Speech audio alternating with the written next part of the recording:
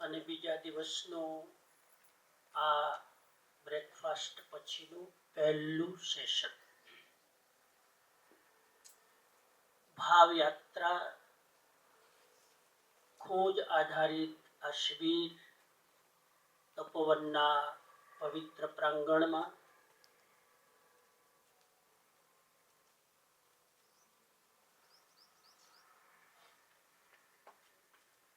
અને આ શિબિરમાં મુખ્ય કેન્દ્ર બિંદુ છે ચાર ભાવના. એ ચાર ભાવનાની અંતર્ગત પહેલા દિવસે ગઈકાલે આપણે મૈત્રી ભાવની વિસ્તારથી વાત કરી. આ કોન્સેપ્ટ એટલો ક્લિયર થઈ જવો જોઈએ. મૈત્રીની વાત આવે એટલે મૈત્રીની એક વાક્યમાં પરિભાષા, મૈત્રી અને મિત્રતામાં અંતર શું છે, મૈત્રી માટે કઈ કઈ ચાર નેગેટિવ વસ્તુઓ છોડવી જોઈએ, આ બધી ચર્ચા આપણે ગઈકાલે કરી. બે મુદ્દાની ચર્ચા મૈત્રીના સંદર્ભમાં કરીને આજે આગળ વધીએ. એક પ્રશ્ન એવો થાય કે મૈત્રી શા માટે, વાય? એક બે દુશ્મન હોય લાઈફમાં તો શું વાંધો? ભાઈ બે ચાર દુશ્મન હોય તો એમાં શું વાંધો? બધા જ સાથે મૈત્રી શું કામ કરવી? એનું કારણ શું? તો એનો એક સ્પષ્ટ જવાબ આપીને આપણે આગળ વધીએ. મૈત્રી એટલા માટે કે એની પાછળ બે રીઝન છે, બે કારણ. પહેલું કારણ એ છે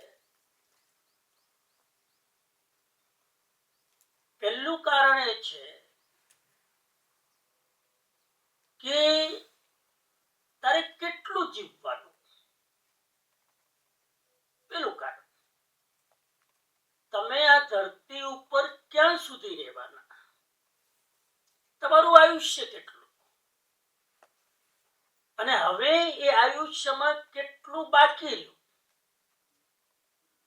અત્યારે આપણે ઓન એવરેજ ગણીએ તો લગભગ 40-50 વર્ષની ઉંમર છે ઓન એવરેજ, બરાબર? તો હવે જેટલું જીવ્યા છો એટલું બાકી છે કે ઓછું બાકી છે? ઇન એવરેજ, બાળકોની વાત નથી, પણ હવે જેટલું જીવ્યા એનાથી પણ ઓછો ટાઈમ બાકી છે. કોઈ 20 વર્ષ જીવવાનું છે, કોઈ 30 વર્ષ, કોઈ 40 વર્ષ. બાળકોને છોડી દો, બાકી 40 એડલ્ટ 40 વર્ષથી હજુ કોઈ આગળ જીવવાનું હોય એવું લાગતું નથી. તો 40 વર્ષ માટે શું કામ કોઈ સાથે બગાડવું? ભાઈ 40 વર્ષ માટે ઝઘડા કરવાના, 40 વર્ષ માટે દુશ્મની કરવાની, વેરઝેર કરવાના. હા, આપણે અમર રહેવાના હોય તો દુશ્મની કરવી જોઈએ. તો આપણે બે ચાર વેર ઉભા કરીએ, કેમ કે આપણે અમર રહેવાના છીએ, જિંદગીભર અનંતકાળ સુધી રહેવાના છીએ, તો વેરઝેર કરવાનો વાંધો નહીં. પણ હવે થોડા ટાઈમ માટે, અને એ પણ થોડો ટાઈમ કેવી રીતે રહીએ છીએ સાથે? નદી નાવ સંયોગ. શાસ્ત્રનું વચન આવે છે નદી નાવ સંયોગ. નદી અને નાવનો સંયોગ કેટલો ટાઈમ હોય? એવો સંયોગ સંસારમાં બીજા જીવ સાથે આપણો છે. કોઈ ઇન્સિડન્ટલી આપણે ભેગા થઈ ગયા. હવે ભેગા થઈ ગયા એમાં વેરના તંબુ બાંધવાના. એટલે પહેલો લોજિક એ છે કે થોડા ટાઈમ માટે શું કામ વેરની ગાંઠો બાંધો છો? એટલે મૈત્રી કરવાની. ટાઈમ શોર્ટ છે એટલે મૈત્રી. અનંતકાળ રહેવાના હોય તો હજુ કઈક વિચારાય કે આખી જિંદગી અનંતકાળ સુધી કરવું શું? તો બે ચાર દુશ્મનો હોય તો થોડો ટાઈમ પાસ થાય. આ તો થોડોક ટાઈમ રહેવાનો. ટાઈમ પાસ નો તો અહીંયા મોટો અત્યારે ઇસ્યુ છે. ટાઈમ જ નથી આપણી પાસે, કોઈની પાસે ટાઈમ નથી. તો થોડા ટાઈમ માટે શું કામ બગાડવું? આ પેલો લોજિક છે. ક્લિયર થાય છે? બીજો લોજિક એ છે કે વેરઝેર એટલે નહીં રાખવાના, મૈત્રી એટલે રાખવાની કે અહીંયા બધા જ સગા છે. અહીંયા બધા આપણા સગા છે. કોઈ પારકું નથી. કોઈક આ જન્મના સગા છે, તો કોઈક ગયા જન્મના સગા છે, અથવા તો કોઈક બોલો આવતા જન્મના સગા થવાના. આપણે તો પુનર્જન્મમાં માનીએ છીએ ને, અનંત જન્મોમાં માનીએ છીએ. અનંત જન્મોમાં તમે ને હું પેલા મળ્યા આવીશું કે નહીં? ક્યાંક તમે અનંત જન્મ લીધા, મેં અનંત જન્મ લીધા, તો આપણે ક્યાંક પેલા મળ્યા હશું કે નહીં? યાદ ન રહે એ વસ્તુ અલગ છે. તો સવારે નાસ્તો હું કરે એ યાદ નહીં હોય ઘણા. એનો મતલબ એ નથી કે વસ્તુ નથી. તો તમે અનંત જન્મ કર્યા, મેં અનંત જન્મ કર્યા, તો ક્યાંક જેમ અત્યારે ભેગા થયા છીએ એમ કોઈક જન્મમાં આપણે ભેગા હશું. ભાઈ ભાઈના રૂપે, બેન બેનના રૂપે, મિત્ર મિત્રના રૂપે, પતિ પત્નીના રૂપે, ગુરુ શિષ્યના રૂપે, કોઈ પણ રીતે આપણે ભેગા થયેલા છીએ. આપણે પહેલી વાર આ જન્મમાં મળતા નથી. કદાચ ચલો પહેલા જન્મમાં ભેગા ના થયા હોય, અનંત જન્મ છે, યોગ ન બન્યો હોય, તો આ જન્મમાં તો છીએ. આ જન્મમાં ચલો આપણો જન્મ થયો છતાં અમુક લોકો સાથે કોઈ ભેટો ના થાય, તો આવતા જન્મમાં થશે. અનંત કાળ ચક્રમાં ક્યારેક ને ક્યારેક તો આપણું એકબીજા સાથેનું કનેક્શન થવાનું જ છે. શાસ્ત્ર એમ કે છે કે આજે તમારું જે રિલેશન છે મિત્રોનું, બે મિત્રો છો, ગયા જન્મમાં બે સગા ભાઈ હતા. આ જન્મમાં તમે પિતા પુત્ર છો, ગયા જન્મમાં તમે ગુરુ શિષ્ય હોઈ શકો. આ જન્મમાં ગુરુ શિષ્ય છો, ગયા જન્મમાં તમે શિક્ષક અને વિદ્યાર્થી હોઈ શકો. આવું શાસ્ત્ર કહે છે. કેમ કે અનંત જન્મો કર્યા. નસા જાઈ નસા જોણી નતમ કુલમ નતમ ઠાણમ ન જાયા ન મુવા જથ સવ્વે જીવા અનંત સો. અનંત કાળ ચક્રમાં આપણે કેટલી વાર, કેટલી યોનિમાં, કેટલી જાતિમાં, કેટલા કુળમાં ભેગા થયા છીએ. તો આપણે બધાય કોઈક ને કોઈક જન્મના, હવે બોલો શું છીએ? સગા છીએ. હવે જે ગયા જન્મમાં મારો બાપ રહ્યો હોય એની સાથે આ જન્મમાં વેર કરાય? બોલો કરાય? તમે જેની સાથે વેર કરો છો, ગયા જન્મમાં તમારા ફાધર હતા, એવા જ્ઞાનીઓ કે છે, જેને જાતિ સ્મરણ જ્ઞાન ગયા જન્મનું થઈ જાય ને. ઘણા લોકો એવા છે અત્યારે કે તમને ગયા જન્મમાં લઈ જાય. પાસ્ટ લાઈફ રિગ્રેશન કહેવાય અંગ્રેજીમાં. પાસ્ટ લાઈફ, એના પ્રયોગ થાય છે, એને શિબિરો થાય છે 5 દિવસની. ક્યારેક આપણે કરશું એ તપોવનમાં. એટલે તમને બધાને પાછલા જન્મમાં લઈ જઈએ, અને જે પાછલા જન્મમાં તમે જશો તો તમને ખબર પડી જાય કે કોની કોની સાથે તમારું કનેક્શન હતું. આજે તમે જે ઝઘડો છો ને, એકબીજાનું મોઢું જોવું નથી ગમતું ને, ગયા જન્મમાં તમે સાસુ હતા એ પૂરું કરીને બતાવશે. તો વહેલી તકે કરજો એટલે ખબર પડી જાય. હવે બધાને પાછલો જન્મ જાણવાની ઈચ્છા થઈ. આ જન્મના ઠેકાણા નથી. પાછલો જન્મ શાસ્ત્રમાં એમ કીધું છે કે જાણવાની જરૂર નથી.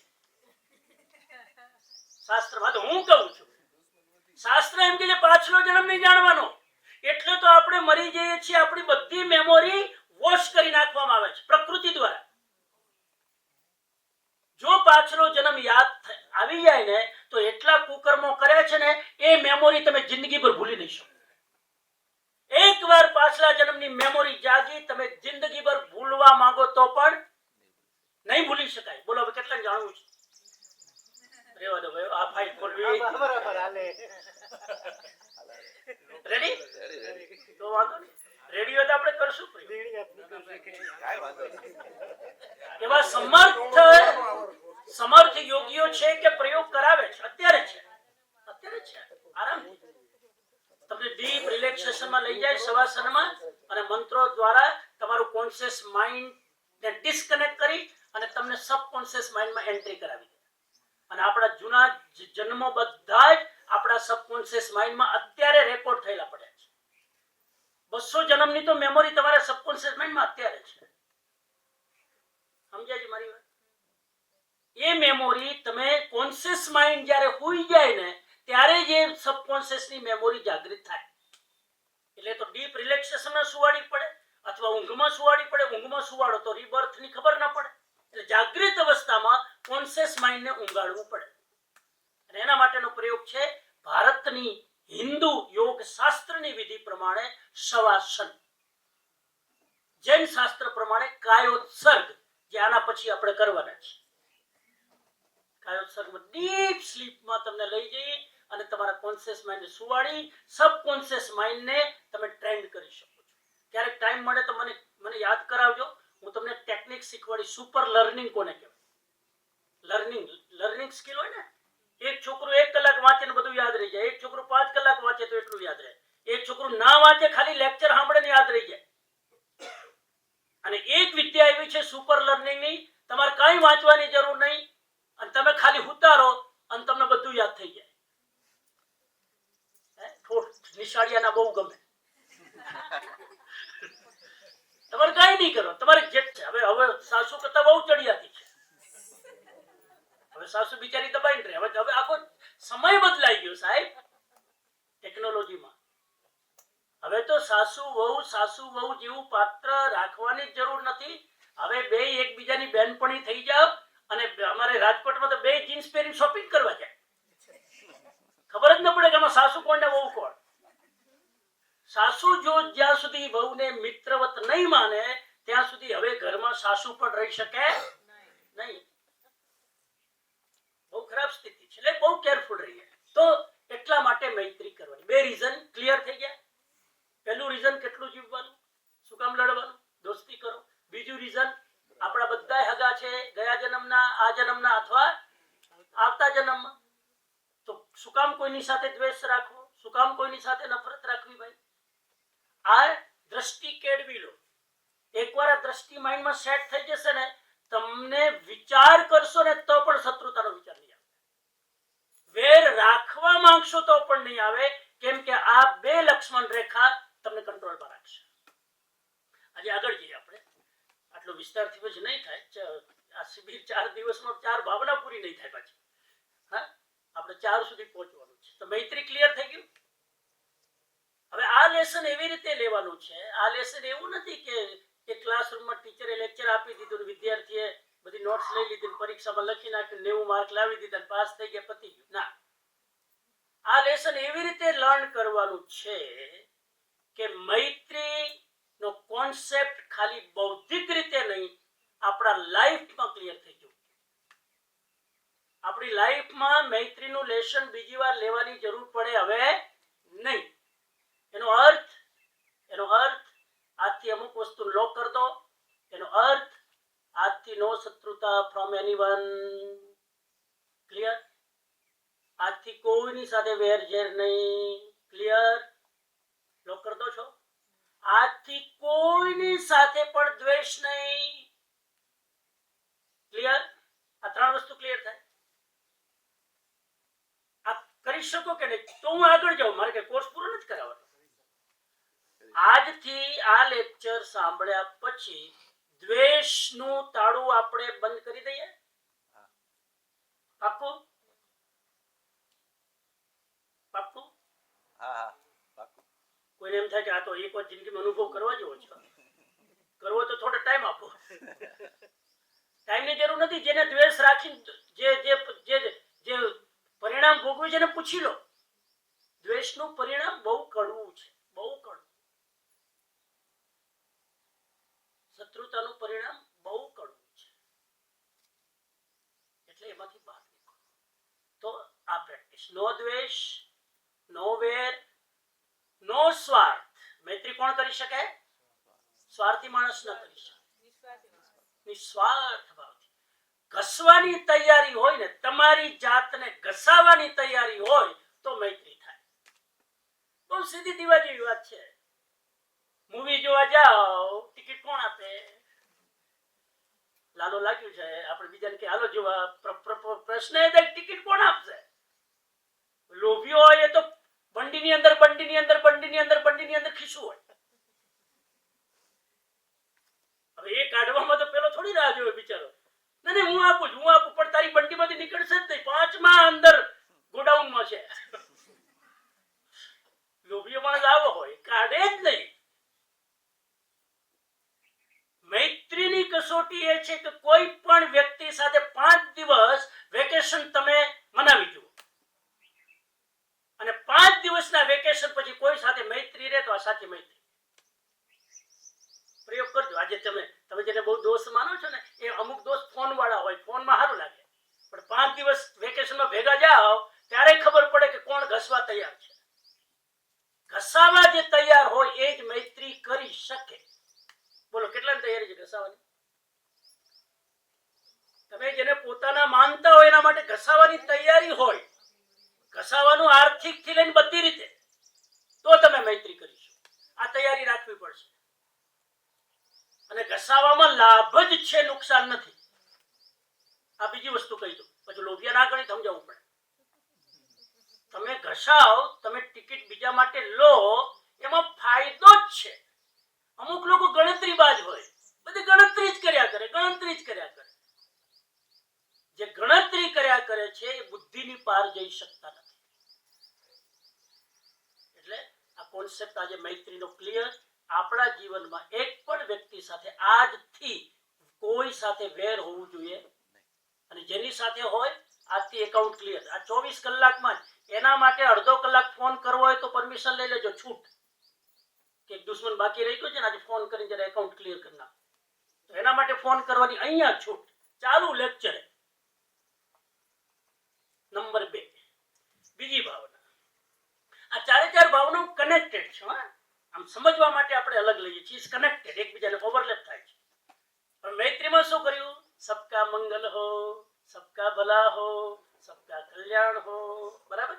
તમારી ભાવના એટલી તીવ્ર હતી કે ભાવથી સબકા મંગલ હો, સૌનું કલ્યાણ થાય, સૌ આગળ વધે. હવે તમારી પ્રાર્થના ભગવાને સાંભળી લીધી, એનું સારું થઈ ગયું. ભૂલથી આપણે પ્રાર્થના કરી લીધી એક તો. સકલ શુભ થાઓ, આ સકલ વિશ્વનો, એ તો આપણે ખબર નથી કે એમાં કેટલાય મારા દુશ્મનો માટે મેં વેલ વિશિષ કરી લીધી. હવે એના તમારા જ વેલ વિશિષ ના લીધે એનું સારું થયું. કોઈ તમારાથી આગળ વધી ગયો. હવે અંદર શું થાય? અંદર શું થાય? બળતરા થાય કે એની ખુશીમાં નાચવાનું મન થાય? હવે શું થાય? એટલા માટે બીજી ભાવના. અંદર 2 વસ્તુ થાય, એ તો બળતરા થાય અથવા એની ખુશીમાં નાચવાની ઈચ્છા થાય. શું કે છે બીજી ભાવના? એક સાથે બોલીએ. ગુણથી ભરેલા ગુણી જન દેખી હૈયું મારું નૃત્ય કરે, એ સંતોના ચરણ કમળમાં મુજ જીવનનું અર્ધ્ય રહે. આ બીજી બાજુ. ગુણથી ભરેલા ગુણીજન દેખી. તમારી જ પ્રાર્થનાથી એના અંદર ગુણોનો વિકાસ થયો, એ આગળ વધ્યો ગુણોમાં, સુખમાં, કલ્યાણમાં. હવે આવા ગુણવાનને જોઈને શું થાય એ અહીંયા પ્રશ્ન કરે છે. ગુણથી ભરેલા ગુણીજન દેખી. બોલો આવું ક્યારેક બને કે ગુણથી ભરેલા ગુણીજનને દેખી અંદરમાં હૈયામાં નૃત્ય થાય કે બળતરા થાય? કીધું ને, હૈયું મારું નૃત્ય કરે. એક્સરે લઈએ ત્યારે ખબર પડે શું કરે છે. અંદર નૃત્ય કરે છે કે બળતરા થાય છે કે ઈર્ષ્યા થાય છે કે, એ તો એક્સરે નો તો ખબર પડે. તમારામાંથી કોઈ માણસ આગળ વધી જાય. તમે ભાનવડમાં 20 વર્ષથી રહ્યો છો, બીજો વ્યક્તિ હમણાં 2 વર્ષમાં આવ્યો અને ખૂબ તરક્કી કરી લીધી. 2 વર્ષમાં તો એને 4 બંગલા બનાવી લીધા ને, ખેતરો લઈ લીધા ને, અને સામ્રાજ્ય ઊભું કરી દીધું. તમને શું થાય? ઈર્ષ્યા કે ખુશી? થવું શું જોઈએ તો હું હમણાં 1 કલાક બોલીશ, પણ થાય શું? ઈર્ષ્યા. ઈર્ષ્યા એવી ખતરનાક છે. પછી હું કરાવે ખબર? એ તો છે ને, એ તો લાચ આપી હોય, રિશ્વત આપી હોય. તમારી ઈર્ષ્યા કોઈ પ્રામાણિક વ્યક્તિને બેઈમાન બનાવે છે. એ તો છે ને, ગાંધીનગર એપ્રોચ કરી હોય, એ તો મોદી સાહેબ સાથે ડાયરેક્ટ કોન્ટેક્ટ છે. ન હોય તો ક્યાં ક્યાંથી ઉભા કરે. ઈર્ષ્યા બધું નવી સ્ટોરી બનાવી દે. એ તો એની કુંડલી આપણને ખબર નથી, રહેવા દો, આપણે વાત નથી કરવી. એ કેવી રીતે આગળ આવે છે. કોઈક આગળ આવે એટલે એ આગળ આવ્યો એનો આનંદ નથી, હું કેમ પાછળ રહી ગયો એનો પ્રોબ્લેમ છે. આ ઈર્ષ્યા એમાંથી જાગે છે કે હું રહી ગયો ને એ આગળ વધી ગયો.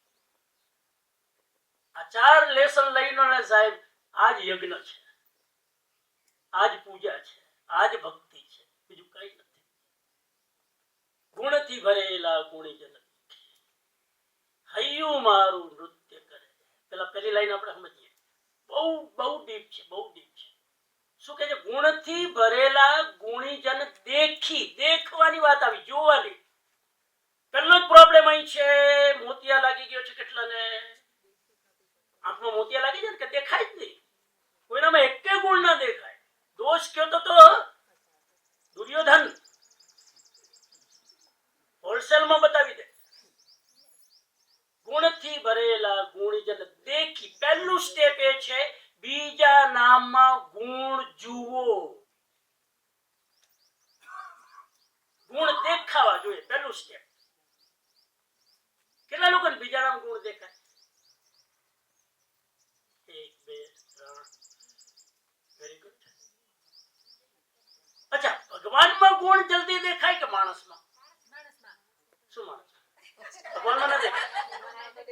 જલ્દી કોને દેખાય? આપણે ભગવાનને ગુણી જોઈને વંદન કરવાનું પહેલા મન થાય કે માણસને ગુણી જોઈને વંદન કરવાનું મન થાય? હા, આપણે જે સ્તુતિ બોલીએ છીએ ને બધું કરીએ છીએ ને, એ સ્તુતિ એટલે શું? ગુણગાન કરવા, ભગવાનના વખાણ કરવા, ભગવાનને મક્ખન પોલિશ કરવું. આવે ને સીધી વાત. હા, તું દયાળુ, તું કૃપાળુ, તું કૃપા નિધાન, આ જે બધું ગાઈએ છીએ ને એ ભગવાનના ગુણગાન, એની ગુણોની ચર્ચા. મારો લાલન, મારો કૃષ્ણ, મારો કાનો. જો કાનામાં ગુણ જોવા બહુ સહેલા છે, પણ કાણામાં ગુણ જોવા બહુ અઘરા છે. આપણી કાનામાં ગુણ જોવા બહુ સહેલા છે, પણ કાણાને કાણો ન કહીએ, કડવા લાગે નેણ. ધીરે રહીને પૂછીએ, શાને ગુમાવ્યા નેણ. કાણાને કાણો ન કહીએ. આપણા શાસ્ત્રોમાં છે કાણાને કાણો કહેવાય નહીં, આંધળાને આંધળો ન કહેવાય, આંધળાને પ્રજ્ઞા ચક્ષુ કહેવાય. નામ સરસ, પ્રજ્ઞા ચક્ષુ. તો પહેલા તો ગુણ જુઓ, પહેલા ગુણ જુઓ. આગળની આખી પ્રોસેસ પછી આવશે, આખી લાંબી પરંપરા છે. પહેલું સ્ટેપ છે કોઈનામાં ગુણ જુઓ. રામમાં ગુણ જોવા સહેલા છે, રામના ભક્તમાં ગુણ જોવા અઘરા છે. કૃષ્ણમાં ગુણ જોવા સહેલા છે, કેમ કે ગુણવાન જ છે, પણ કૃષ્ણના ભક્તમાં ગુણ જોવા અઘરા છે. કૃષ્ણમાં ગુણ જોવાથી ઈગો હર્ટ નથી થતો, એના ભક્તમાં ગુણ જોવાથી ઈગો હર્ટ થાય છે. આટલો ફરક. જેનામાં 1000 દોષ હોય, 1000 દોષ, 1000 વીકનેસ, 1000 માઇનસ પોઈન્ટ, એમાં એક ગુણ હોય એવા વ્યક્તિમાં હોય કે નહીં? અમુક લોકો 420 હોય, હાવ ખરાબ હોય, હાવ બધું જિંદગીમાં હવે કોઈ કકોચના સમજમાં પડતો હોય, પણ એ માણસે ગાવા ઉભો થાય, ભલભલા રોડ આવી જાય.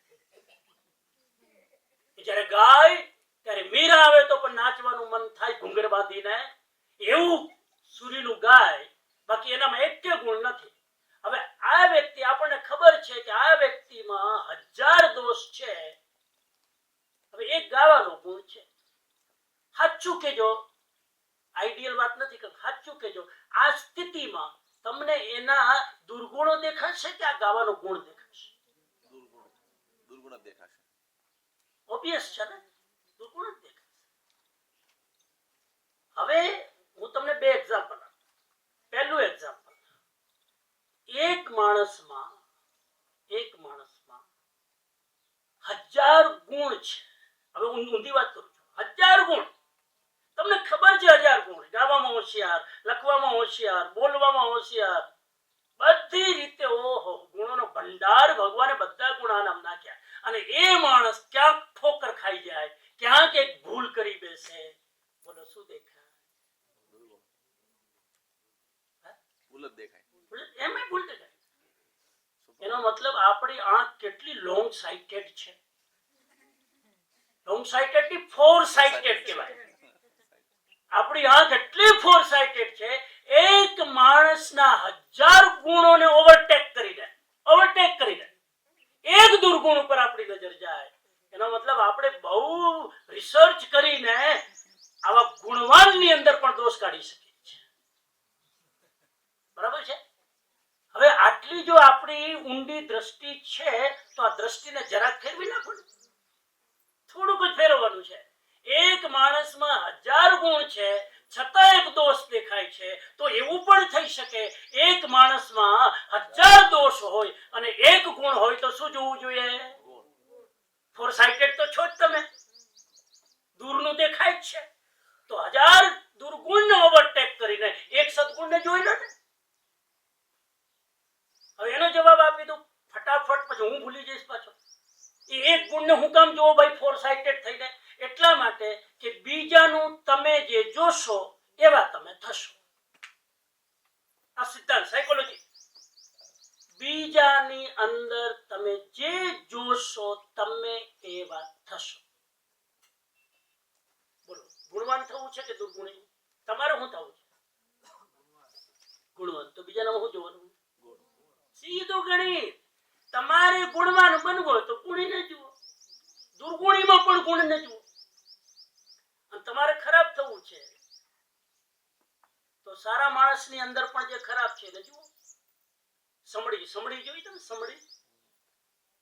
સમડી આકાશમાં ઉડે, બહુ ઊંચા આકાશ. આપણને એમ લાગે કે વાવ, વાદળ સાથે વાતો કરતી હશો, પણ વાદળ સાથે વાત નથી કરતી. ઉડે આકાશમાં, પણ એની આંખ નીચે માંસનો ટુકડો ક્યાં છે એના ઉપર એને માંસ જ દેખાય. જેવું દેખાય ઝપટે. એમ આપણે પણ સમડીની જેમ પરમાત્માના આકાશમાં ઉડીએ છીએ, સત્સંગના આકાશમાં ઉડીએ છીએ, મોટી મોટી આત્મા પરમાત્માની વાતો કરીએ, પણ કોઈક દુર્ગુણી માંસનો લોદો દેખાય એટલે તરત આપણે ચાંચ નાખ્યા વગર રહેશું. बुरा जो देखन में चल्या, बोलो, बुरा जो देखन में चल्या, बुरा न मिलिया कोई, जब दिल खोजा आपना, मुझसे बुरा न. તો અત્યારે મારી સાથે બોલી દીધું, પણ જ્યારે આ લેવલ ઉપર આવી જાવ ને, આ ફોર્મમાં, આ દુનિયામાં મારા સિવાય કોઈ ખરા. યુધિષ્ઠિરને દુર્યોધન મહાભારતનું પાત્ર યાદ રાખી લો સાહેબ. દ્વારિકામાં બનેલી ઘટના. દુર્યોધનને કૃષ્ણએ હોમવર્ક આપ્યું, જા બેટા દ્વારિકામાં આટો મારી આવ. જેટલા સારા લોકો છે ને ડાયરીમાં નામ લખી લઈ આવ. દુર્યોધન કે હમણાં જાવ. ઉપડ્યો, આખી દ્વારિકા ફરીને આવ્યો, કોરું કાગળ લઈને આવ્યો. કૃષ્ણએ પૂછ્યું કેમ? તો કે હારો માણસ છે? જે બધા 420 જ છે. આખી દ્વારિકામાં કોઈ હારો માણસ દેખાણો નહીં. હા, એક હારો માણસ છે, નામ લખવું હોય તો લખો, એ હું. મારું નામ લખો. મારા સિવાય બધા 420. અચ્છા, બધા? હા, બધા ખરાબ. કન્ફર્મ કરી લો. યુધિષ્ઠિરને કીધું જા જરા કન્ફર્મ કર. યુધિષ્ઠિરને મોકલ્યા કે બધા ખરાબ માણસ. એ ખરાબ માણસ તું નામ લખ્યા, કે બધા ખરાબ, સારો છે જ નહીં. તો એ ખરાબના નામ લખી નાખ. યુધિષ્ઠિર કયો આખી દ્વારિકા રખડ્યો, એકેનું નામ લખ્યું, કોરું. પૂછ્યું કેમ? તો કે ખરાબ માણસ કોઈ છે જ નહીં દ્વારિકામાં. બધા રૂડા રૂપાળા દયાળુ. મને મેં બહુ કોશિશ કરી કે એનામાં એકાદ દુર્ગુણ, પણ બધામાં ગુણવાન. દુર્ગુણી એક જ માણસ છે આ દ્વારિકામાં. લખવું તો એક નામ લખો. આટલો દ્રષ્ટિનો ફરક છે. બોલો, યુધિષ્ઠિર બનવું છે કે દુર્યોધન? દુર્યોધન 2 દિવસ માટે. આ બે વ્યક્તિ છે કે નહીં મહાભારતમાં, એનો રિસર્ચ કરવાની જરૂર નથી. આ બે દ્રષ્ટિ છે. યુધિષ્ઠિરની દ્રષ્ટિ હંમેશા ખરાબમાં સારું જુએ, દુર્યોધનની દ્રષ્ટિ હંમેશા સારામાં. આ દ્રષ્ટિ છે. ગુણથી ભરેલા ગુણીજન. પહેલું સ્ટેપ જોવા. કોઈનામાં સારું જુઓ. આજે આપણે પ્રયોગ કરશું. આપણે પ્રયોગ કરીએ કે એકબીજાના સારા ગુણ જોઈને લખવાના ડાયરી. આજે હોમવર્ક કરીએ. થોડી ટેવ તો પાડીએ, સંસ્કાર એમને એમ નહીં પડે. ખરાબ જોવાનું કહેશું તો હમણાં આખું લિસ્ટ ભરી મોકલશે. પાછા દુર્યોધન તપોવન લગભગ નહીં હોય. પેલા ગુણ જુઓ, નંબર 1. નંબર 2, ગુણ જોયા પછી ગુણાનું રાગ કરો. ગુણાનું રાગ શબ્દ યાદ રાખજો. ગુણાનું રાગ. ઊંઘ ના આવે, સવારનો ટાઈમ છે, નાસ્તો છે, ફર્સ્ટ ક્લાસ ઠંડક છે, આંખ ખુલ્લી રાખજો. ધ્યાન અત્યારે કરવાનું કોઈને નથી. ધ્યાન કરતા જ નહીં. આ પહેલી વાર હું બોલું છું. જો તો હું આખું કહ્યું કે આખો દિવસ ધ્યાન કરે, અત્યારે કરતા જ નહીં.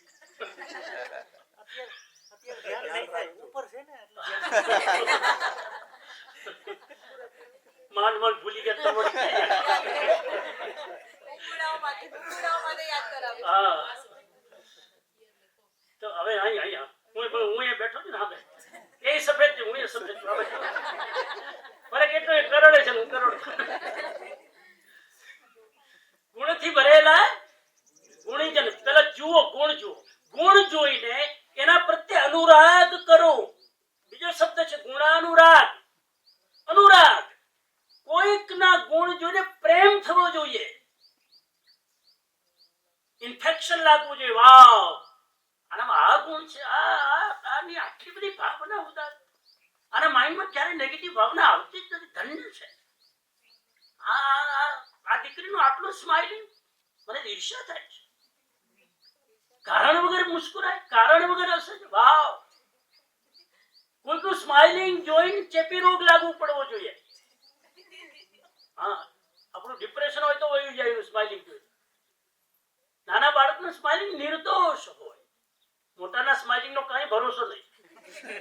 માફ કરજો.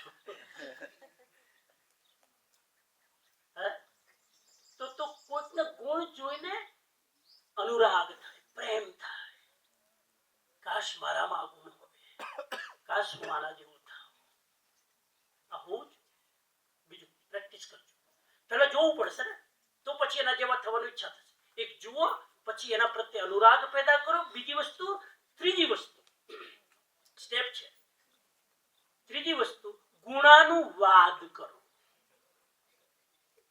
ગુણાનુવાદ. ગુણાનુવાદ એટલે ગુણ જોયા પછી સિક્રેટ નહીં રાખવાના.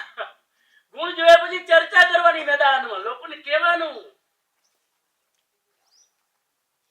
કોઈકના ગુણની ચર્ચા જોઈને તમારે કોઈક બીજા વ્યક્તિને કહેવાનું. આ બાજુ ધ્યાન વિદ્યાર્થીઓ. એની ચર્ચા બીજાની સાથે. તમારું ધ્યાન ડિસ્ટર્બ થાય ને, મને બોલવામાં ડિસ્ટર્બ થાય. હા, તો એની ચર્ચા બીજા સાથે કરો. મને ભીમસીભાઈમાં ગુણ દેખાય તો હું પ્રાઇવેટ ના રાખું. આ છે તો છે, બેઠા છે. આમાં પણ ઈર્ષ્યા છે. એ ગુણ મારે 5 લોકો સુધી પહોંચાડવો જોઈએ. આપણે દુર્ગુણ કેમ પહોંચાડીએ છીએ? નથી તોય કાઢી એમ ગુણ પહોંચાડો. એ ગુણની ચર્ચા કરો. સાહેબ, ઈર્ષ્યા બળીને ખાક થઈ જશે. તમારી પ્રયોગ તો કરજો. જ્યાં સુધી ગુણાનું વાદ નહીં કરો, વાદ એટલે ચર્ચા કરવી, એ નહીં કરો ત્યાં સુધી તમારી ઈર્ષ્યા બળશે નહીં. આજથી નક્કી કરો, એક વ્યક્તિનો ગુણ જોઈને 2 વ્યક્તિને કહેવાનું. આજથી સંકલ્પ કરો, એક વ્યક્તિનો ગુણ જોઈને મિનિમમ 2 વ્યક્તિને કહેવાનું. આપણે કરીએ જ છીએ, આપણે દોષમાં કરીએ જ છીએ. એક વ્યક્તિની ખામી જોઈ 25 જણા સુધી નથી કહેતા. પેલા બેન ને ઓળખ્યા, પેલા બેન વિશે સાંભળ્યું નથી, ખબર ક્યાં રોજ અહીંયા બે ચાલો. મફતનો મહાભારત જોવા મળે તો કોણ પૈસા ખર્ચે? એટલે આ વસ્તુ. અને આપણે કરીએ છીએ, જ્યાં આપણો સ્વાર્થ હોય ત્યાં આપણે ગુણ જોઈએ છીએ. સ્વાર્થ હોય ત્યારે. હું તમને એક એક્ઝામ્પલ આપું, બહુ જ બ્યુટીફુલ એક્ઝામ્પલ. એટલે તમને ખબર પડે એનોલોજી.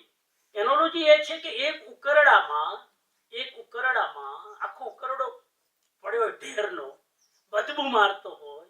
એ ઉકરડામાં તમે હાથ નાખશો? એ ઉકરડા પાસેથી નીકળશો તો પણ નાક બંધ કરી નીકળશો ને, ઉકરડામાં હાથ નહીં નાખો ને, ગંદકીમાં થોડો નખાય. અમે તો હાઇજેનિક સુરત વાળા, નવસારી વાળા, લીમોડા વાળા છીએ અમે મેટ્રો સિટી વાળા છીએ. હાથ થોડો નાખીએ, હાઇજેનિક છીએ, હાઇજેનિક. જમ્સ લાગી જાય, બરાબર, હાથ નહીં નાખો ને. આ તમારું લેક્ચર મેં આપી દીધું. On behalf of you I gave the lecture કે અમે હાઇજેનિક છીએ. હવે એ ઉકરડાની અંદર એક ડાયમંડ પડ્યો હોય તો હાલો ડાયમંડ વાળા, સુરત વાળા, એ ઉકરડામાં ડાયમંડ ચમકી રહ્યો છે. ડાયમંડ ચાઇનાનો નથી, ઓરિજિનલ હિન્દુસ્તાનનો ડાયમંડ ચમકે. શું કરશો? કોઈનું હાઇજેનિક ના સિદ્ધાંત બધા બાજુમાં રાખશો કે લેક્ચર આપશો હાઇજેનિક નું? એ તો કેમિકલ સાબુ ધોઈ નાખાય. આટલા બધા સાબુ છે ના માટે હવે તો બધા હાઇજેનિક સાબુ, હવે એમાં હાઇજેનિક સાબુ આવી ગયા છે. ઉકરડામાં હાથ નહીં નાખો, પણ એમાં હીરો પડેલો હશે તો ઉકરડામાં પણ હાથ નાખ્યા વગર નહીં રહો. દરેક માણસ ઉકરડાની સમાન છે, અંદર દુર્ગુણો ભરેલા છે, પણ એમાં એકાદ સદગુણનો ડાયમંડ હોય ને તો હાથ નાખીને નહીં લેવાનો. કોઈ પણ માણસ એવો નથી ઉકરડામાં કે એક આદો ગુણનો હીરો ન હોય.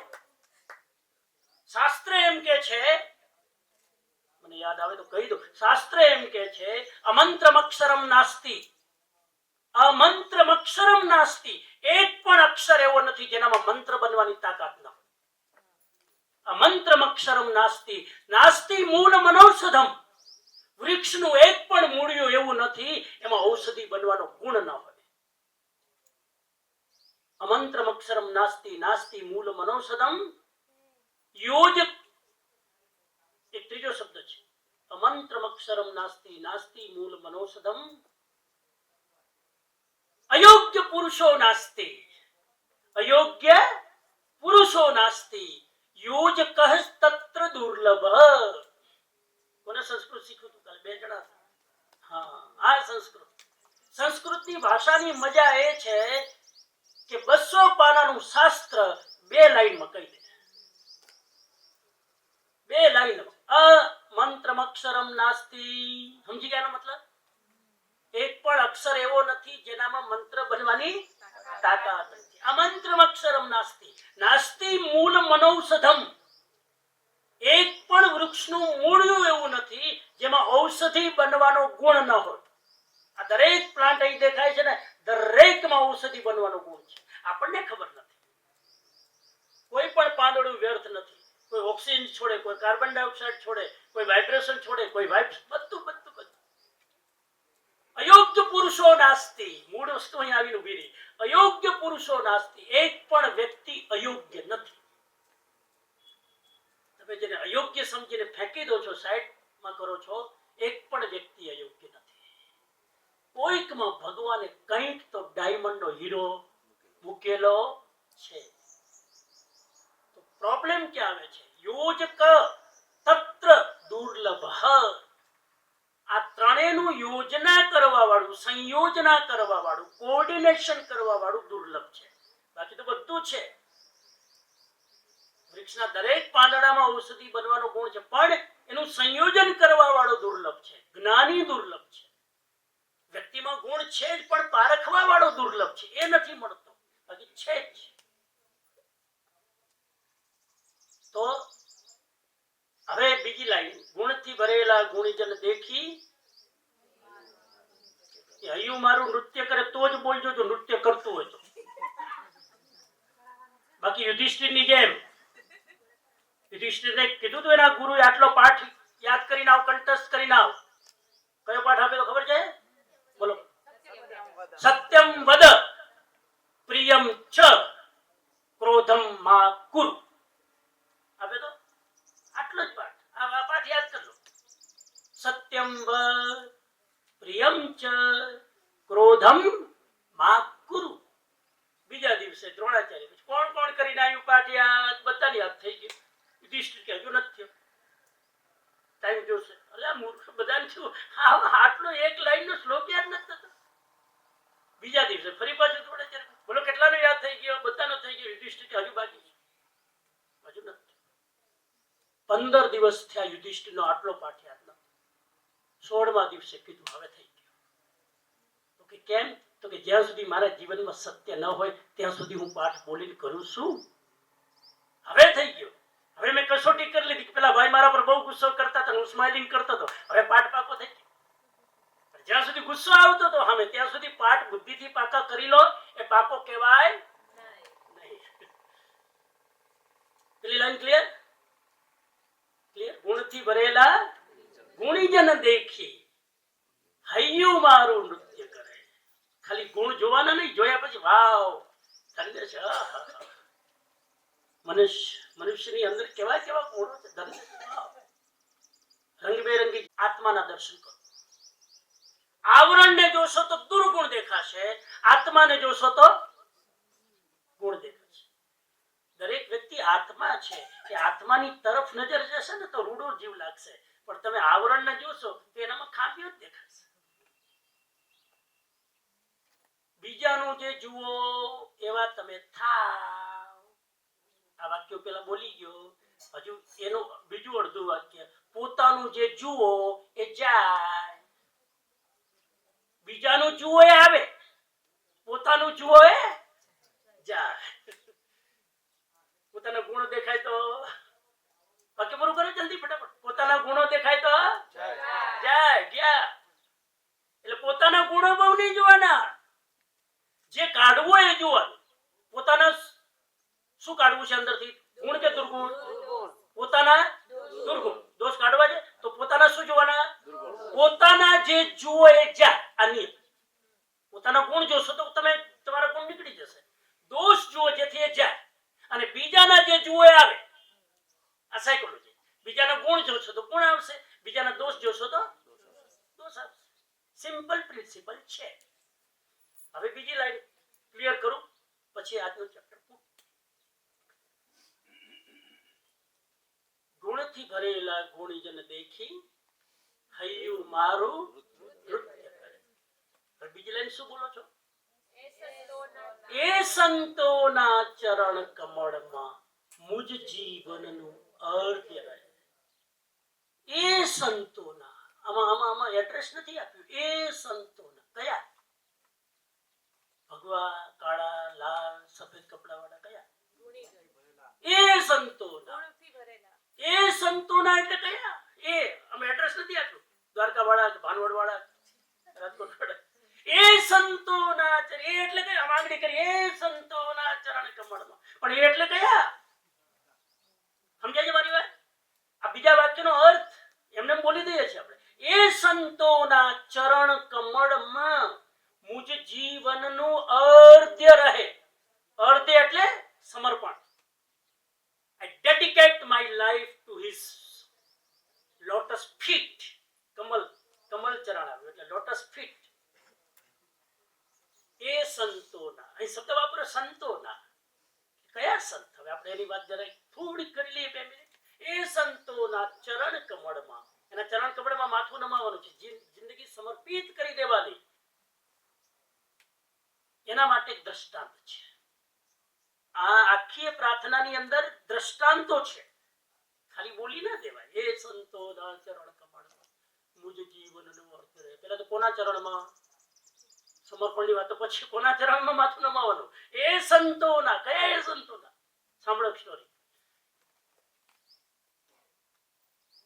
ભગવાન મહાવીર સ્વામી પ્રવચન આપતા હતા.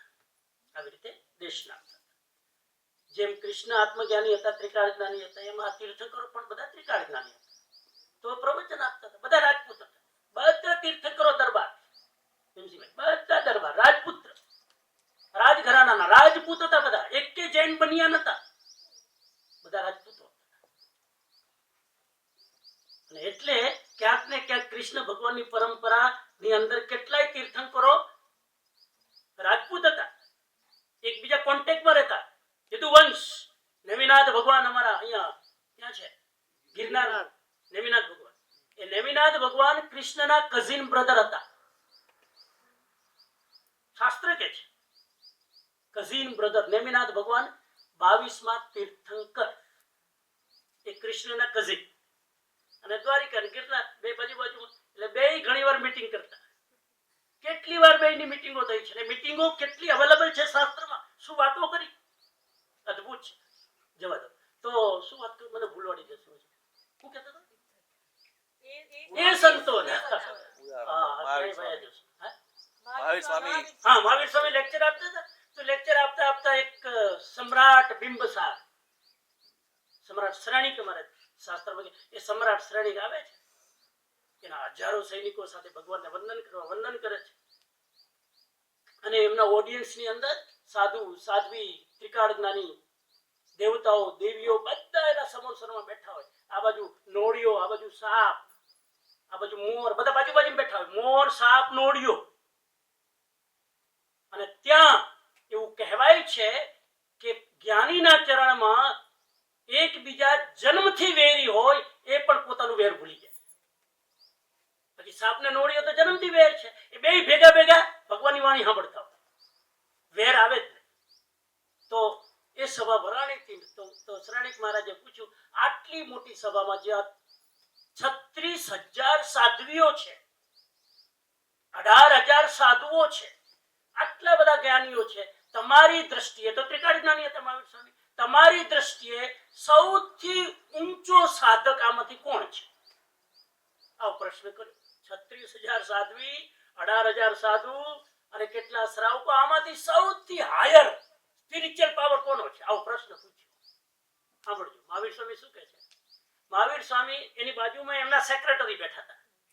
મહાવીર સ્વામીના સેક્રેટરી એટલે ગૌતમ સ્વામી. કોણ? ગૌતમ બુદ્ધ નહીં.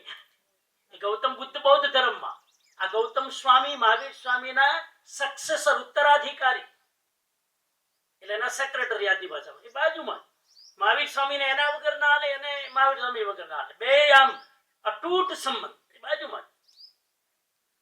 અને બધાને ખબર હતી કે મહાવીર સ્વામી ગૌતમ સ્વામીની જોડી એટલે અદ્ભુત, જેમ કૃષ્ણ ને સુદામા, અદ્ભુત. તો બધાએ મનમાં ગેસ કર્યું કે મહાવીર સ્વામીને એવો પ્રશ્ન પૂછ્યો, હમણાં મહાવીર સ્વામી કોનું નામ લેશે? કે છે ગૌતમ સ્વામીની સાધના સૌથી ઊંચી. નેપોટિઝમ, ભાઈ ભત્રીજા. પણ આ તો ત્રિકાળ જ્ઞાની છે, વિતરાગ હોય, એમાં પક્ષપાત હોય નહીં. એમને ચોખ્ખું કીધું, પાછળ છેલ્લી લાઈનમાં એક સાધુ બેઠો છે. એ સાધુનું નામ છે ધન્ના અણગાર. આ રિયલ સ્ટોરી છે એટલે હું બધું નામ લઈને બોલું છું. ધન્ના અણગાર. અણગાર એટલે સાધુ, અણગાર એટલે આગાર એટલે ઘર, અને જેનું પોતાનું કોઈ ઘર ન હોય એને અણગાર કહેવાય. સાધુનું પોતાનું ઘર ન હોય. એ સાધુ પાછળ બેઠો, કોઈ ઓળખતું નતું. પણ મહાવીર સ્વામીએ કીધું કે એની સાધના મારી દ્રષ્ટિએ આખી વિશાળ સભામાં સૌથી ઊંચી છે. બધા એકબીજાના કાનમાં બધા કરવા માંડ્યા કે ગૌતમ સ્વામી બાજુ બેઠા સ્ટેજ ઉપર, મારો ગોઈમાં કરે, ગૌતમ ગૌતમ, અને નામ તો એનું લીધું. અહીંયા કેટલાક ચાલે છે, એટલે વીઆઈપી લોકો ઉપર બેહાડે, નામ એનું ના લીધું. એટલે બધાને થયું કે ગૌતમ સ્વામીને હવે કાપો તો લોહી નીકળે. આવું બને ને? કોઈ તમને બહુ જ સન્માન આપે અને તમને કોઈ પ્રશ્ન પૂછે તમને વાલું કોણ, તમે થર્ડ પાર્ટી નામ આપો તો થાય? તો કે એની સાધના સૌથી ઊંચી. સાધુ કોઈ ઓળખતું નતું સાહેબ. હવે સાંભળજો સ્ટોરી, હવે શરૂ થાય છે. ગૌતમ સ્વામી ત્યાંથી ઉભા થાય છે. સ્ટોરી હવે શરૂ થાય છે. ગૌતમ સ્વામી ઉભા થયા, ભગવાનને 3 વાર વંદન કર્યા, આજ્ઞા લીધી કે હું સાધુના દર્શન કરવા જાઉં. તમે જેનું નામ લીધું છે જા બેટા. એ સાધુની પાસે જઈને 3 વાર વંદન કરીને માથું ટેકીને કહે છે, આજે મારા કાન ધન્ય થઈ ગયા, ભગવાનના મોઢે તારા જેવા સાધુનું નામ મને સાંભળવા મળ્યું. I'm so glad to hear your name from the Mahavir Swami. તમારો જીવ એટલો રૂડો છે, હું વંદન જેટલા કરું એટલા ઓછા છે. તમારા ગુણનો એક અંશ મારામાં આવે, મારું જીવન ધન્ય થઈ જાય. એ સંતોના ચરણ કમળમાં મુજ જીવનનું. કયા સંતોના? હવે આમાં કયા સંતોના? ધનાલગાર કે ગૌતમ સ્વામી? એ સંતોના ચરણ કમળમાં મુજ જીવનનું અર્ધ રહે. કોના ચરણમાં? ભગવાનના કેવળ જ્ઞાનમાં મોટું ધનના અણગાર અને ભગવાને ઇનડાયરેક્ટલી મોટા કોને બનાવી દીધા?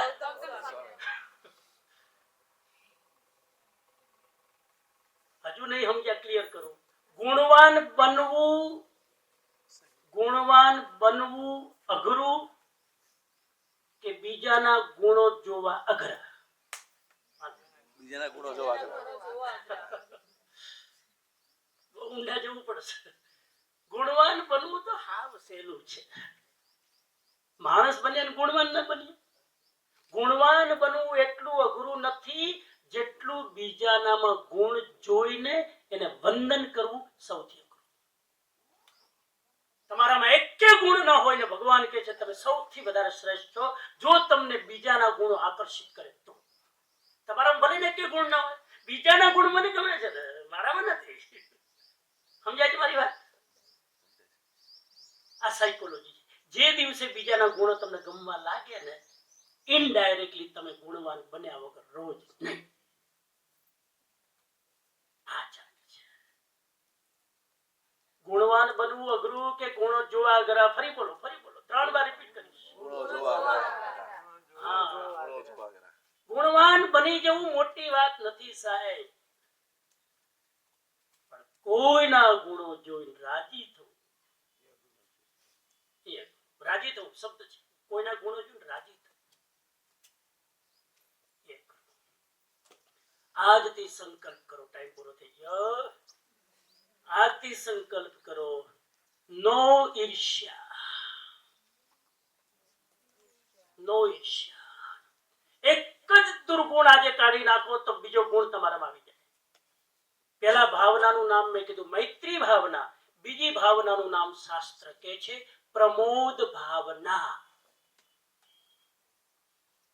હવે છેલ્લે ડિક્લેર કરું. જેની વાત કરી ને હમણાં કલાક એનું નામ હવે બોલું છું. એનું નામ પ્રમોદ ભાવ. પ્રમોદ. સાંભળવામાં ઊંચા કાનના હોય તો ધ્યાન રાખજો. પ્રમાદ નહીં, પ્રમોદ. જમીન આસમાન નો ફરક છે. પ્રમાદ એટલે તો કેદી પણ બેહી રહેવું, કાંઈ કરવું નહીં. માખી ઉડાડી ન હગે, પોતાના મોઢામાં જાય તોય. આને કહેવાય પ્રમાદ. પ્રમોદ, પ્રમોદિત શબ્દ સંસ્કૃતનો છે. પ્રમોદિત, પ્રમોદિત એટલે રાજી થવું. પ્રમોદિત એટલે ખુશ થવું. બીજાનું સારું જોઈને ખુશ થાવ. આ પ્રમોદિત. આ ભાવના ગુણવાન બનવા કરતા પણ અઘરી છે. અને અઘરી જેટલી માની એટલી નથી. આજથી સંકલ્પ કરો કે હું દરેક વ્યક્તિમાં એક ગુણ જોઈ શકું છું. કેમ કે વસુંધરા છે, રત્નોથી ભંડાર. કોઈ માણસ એવો નથી જેનામાં ગુણો ન હોય. કેટલા ભગવાને ભર્યા છે. અને જો તમને કદાચ કોઈ માણસમાં ગુણ ના દેખાય તો એના સ્ટેપ છે. પહેલા ભગવાનમાં જુઓ, પછી સંતોમાં જુઓ. જલ્દી ભૂલ નહીં કાઢી શકો. સંતોમાં તો બધા ગુણ જ છે ને, કે ભગવાનની સંગત કરે. સંતોમાં જુઓ, પછી ધીમે ધીમે મિત્રોમાં જુઓ. માણસ પછી માણસે ઘણા છે. મિત્રોમાં જલ્દી દેખાય. સૌથી છેલ્લે ઘરવાળાને જુઓ. ત્યાં તમને હોય તોય ન દેખાય. જે આખી દુનિયામાં ગુણ જોઈ શકે સાહેબ, ઘરવાળામાં ન જોઈ શકે, અથવા ઘરવાળીમાં ન જોઈ શકે. એ વાળાવાળી એટલે એક જ. નજીક માણસમાં સાંભળી લો છેલ્લો ડાયલોગ. નજીક માણસમાં તમને ગુણ દેખાય એ દિવસે દૂરના વ્યક્તિમાં ન દેખાય તો પણ ચાલશે. દૂરમાં તો દેખાય, ઓબવિયસ. નજીકમાં જોવાની વાત છે. મારી સાથે જે 24 કલાક રહેતો હોય એનામાં ગુણ જોઈ શકો એ દિવસે તમે પીએચડી થઈ ગયા. પતિને પત્નીમાં દેખાય, પત્નીને પતિમાં દેખાય એ દિવસે સર્ટિફિકેટ ફાઇનલ. એના પેલા આપતા નહીં, ઉતાવળ કરતા નહીં. ધીરજના ફળ મીઠા. પતિ પત્ની એકબીજા ઘરમાં જે 24 કલાક એ જ્યારે, અને આમાં કેટલાય તપોવનમાં અમારા જૂના શિબિરાર્થીઓ છે સાહેબ, કેટલાય જણા હોય એકબીજાની જ્યારે તારીફ કરે હર્ષના આંસુ આવે સાહેબ. ત્યારે પતિ પત્ની એકબીજાના કે હકીકતમાં મેં જોયું છે એટલા બધા ગુણો અહીંથી નીકળીને ગયા છે. આ અઘરું કામ છે. હોય તોય ના કરે. આમાં લોભિયા ગુણ દેખાતા આખી દુનિયાની વાહવા કરતી હોય, પોતે અને હારું જ દેખાય.